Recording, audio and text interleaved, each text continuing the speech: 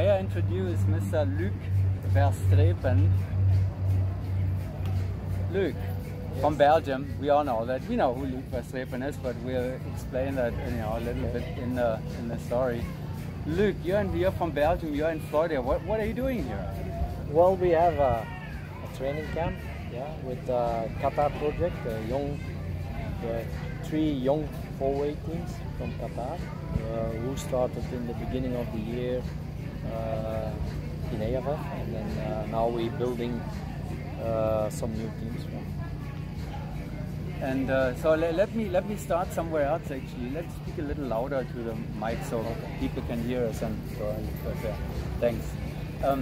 Let me first of all, congratulations for a completely different thing. Congratulations for your success with the German national team, Oceanside Atomics, they call themselves officially, because they have support from Oceanside. That was a big upset, and you've been coaching them for how long? Well, I think it is 6 years now when we picked the first team together. 6 years. 6 years ago, they came out of the intermediate class, I guess that time. Intermediate class on the German nationals. Yes, and it was like from two teams they joined in one team and started with Atomics. Yeah. I don't know if there is any other example where a team has had the same coach for a time period of 6 years. Yeah. You're probably the first one or the only one. Now that where a team stays with the same coach for such a long time, and that probably counts for soccer and football and tennis and everything. Yeah. And you came from basically nowhere to winning the German nationals over a team like Airbus, and so it's a similar upset almost like in the USA between rhythm and airspeed. Yeah. You must be very happy. Yeah, I'm very happy. We worked hard. It was kind of a dream for this team, like becoming a German national champion. This was first, and if it was an option on top, represent Germany on the World Championship. So this was a basic goal for them, and the dream came true. Yeah, we worked hard, and but we were from the beginning. Sometimes if you're coaching a team what fits immediately with the coach. Yeah, and Atomic for me was a team from the beginning. It did work really well together. Yeah, so that's the reason why probably I'm still there. Yeah, obviously, because again, it was a pretty big surprise, and congratulations again. Now let's go back a little bit. First of all, with Luc, because we have to explain. This has all an interesting history, because Luc is a former Hayabusa member, the Belgian world champions right now, and Atomics at the same time has somebody else now in the lineup. He's not Belgian, but he's Dutch, Paul Hofstee. Yes. You know him very well from previous teams and experiences. Yeah. So he's a new Atomics member. Yes. So after the nationals, Mark Zimmerman was leaving Atomics. We all didn't know this before nationals, so we waited till nationals was over, and that's what was open. And Paul Hofstee applied for this job. For the slot, and well, I think this is a very good thing, very good replacement for Mark Zimmerman if he stops, and we couldn't have a better player, I think, on the moment. He's the most passionate forward. This is Paul is a guy with so much experience. If you see his level that he reached with Thunder in the amateur level, this is really the highest level in amateur level that time. So he can bring a lot of experience in Atomics, yeah, for sure. And well, I hope that everything keeps going really well with him. Yeah, amazing. So where do you know Paul? Have you been in a team, or have you been coaching any of Paul's teams, or you just know each other from the Belgian, Dutch? No, coaching not. I remember that we did 2-on-2 with Hayabusa when I was still in Hayabusa with Dutch Force. I guess it was Dutch Force or something, and Paul was in. So we did 2-on-2s, at that time. Dynamic. Yes. Good to correct you. Yeah. This is already a time ago. I think around 2008 or something. Yeah, exactly. Yeah. Dynamic force just around the World Meet Mobile. Yeah, the years before or the same year. So we did some 2-on-2 in the town. Yeah, but otherwise I never. But of course, Thunder, Sven, Wesley, all these Belgian guys. We did meet each other in Eloy on camps. You know, we meet each other. We were always close with this other team and with Paul, and so that's why how you know Paul. And I know Paul from his commitments he did also with at that time Punky Fish, all the stuff he did. Everybody knows him. Right. I mean, he's so extremely passionate. It's amazing. Yeah, sure. This is really. He with Atomics now. I mean, that can only be inspiring. Yeah, I understand. So let's talk about Hayabusa. Now you as one of the early members of Hayabusa, do you sometimes feel like, gosh, I wish I had continued with them a little longer, you know, because now they are, you know, do you have that feeling sometimes? Yeah, sure, you have always that feeling. You know, at that time when I finished jumping, I was a long time doing forward. And my mind really wanted to continue, you know, but my body didn't keep up with these guys. Yeah, you know, training is training, and my body didn't keep up. Shoulder problems and some back problems there started to come up, and it's not fair, you know. You have to let go the guys. You know, yeah. So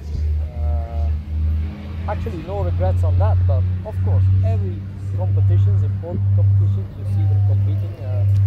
Well, your heart is still. My heart is still there. Yeah, for sure, for sure. It's you was a part of it, and even it is a small part of it. So yeah, for sure, this is. But it's nice to see competing on that level. Yeah, this is very nice. But now here in Florida, you are at Skydive City. In fact, you are here for a different reason. You're coming here because you want to go golfing, right? Golfing, yeah. I love it. He's a very good golfer. He's a very eager golfer. No. So now, seriously, why are you really here? Well, I'm here with a project from Qatar. So since the new Qatar project. The new Qatar project. So that's why it's winter in Europe. So we have to find a place to train. And usually before Qatar teams came also to see us here, to Skydive City. So they chosen again to come here, and that's why actually we're here to have a camp for a 4-week camp.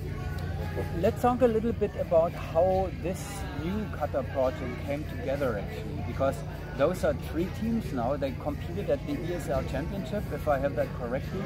Yes. And how did this happen? Well, I think they started up in AFF in the land.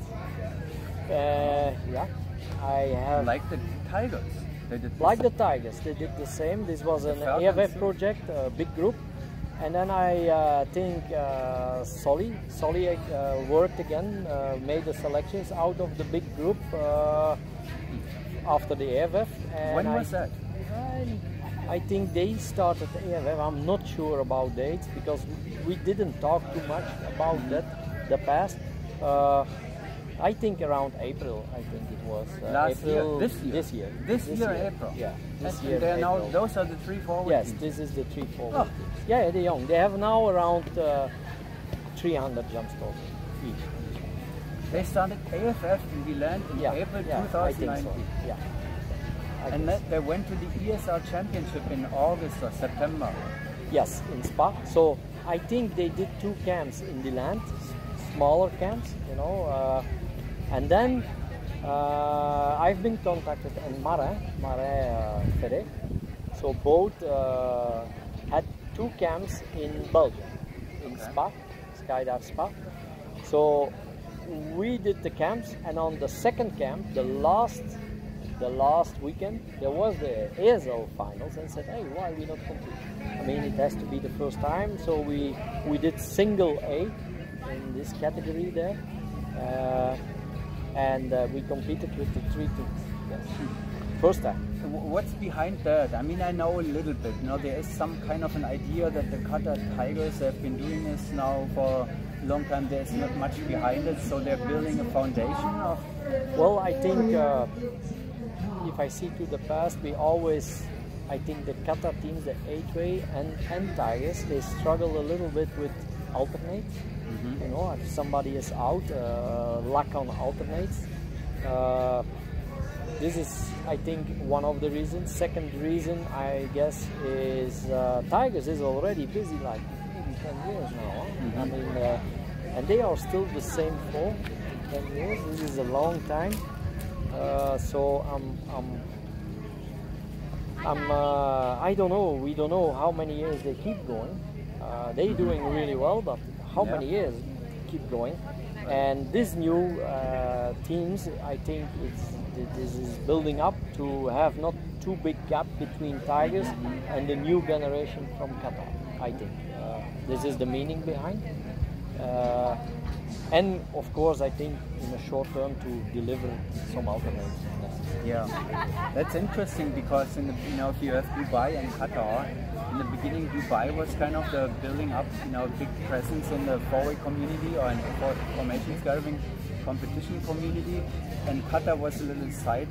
You know, they were not really so big, but right now it has turned completely. Dubai is more or less not there any longer, but Qatar is building up a world-class presence in the long term. Yes, I think they never stopped. Huh? I mean, when they started together, a few years after Dubai started, they wanted to do the same thing, same project style. So they never stopped. So they invested a certain moment more in the crew teams and demo team. It's a whole big group, Qatar.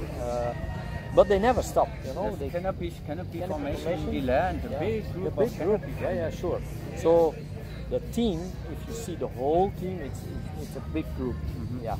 So, but the four-way, beside just an 8-way, maybe with one alternate, even not, and just Tiger, that's the only formation was there. So, but they kept growing and they kept working on it. And I think now they start to work on the next generation after Tiger and after that 8-way Falcon. And it seems like there will be more to come because now we have already a World Cup in football, soccer in Qatar. It would not be a big surprise if one day there will be a World Championship for formation skydiving. Next, in 2021, they organize the World SISM. The SISM. The SISM. Okay. The World Championship SISM will be there. Yeah. And then maybe there will be an FAI event eventually down the road at some point. Who knows? Let's hope. But they are putting a lot of efforts into making Qatar, you know, part of the skydiving world. Yeah, for sure. This is on the moment, I think, the biggest, investment in skydiving. Well, we have the three new teams, three new Qatar teams here now. For a little while, we talked about this earlier. Maybe they will even stay for the NSL Championship or whatever. And then shortly after, you're leaving, or maybe there's some overlapping time, the Hayabusa boys are coming for a training camp here at Skydive City, same place. Yeah. So we may have a little Belgian reunion thing here if we can stay longer. If they can stay long enough and come early enough. Should be nice. Yeah. Okay, Luke. Thank you very much for taking the time. Your team is off today or for the weekend. Yes, so we're missing them, unfortunately, but we'll catch up. They seem to be ready to stay around for a little while, so maybe I can get a little closer with them later. Thanks for taking the time. Thank you. And I wish you a good round in golfing tomorrow. Thank you very much.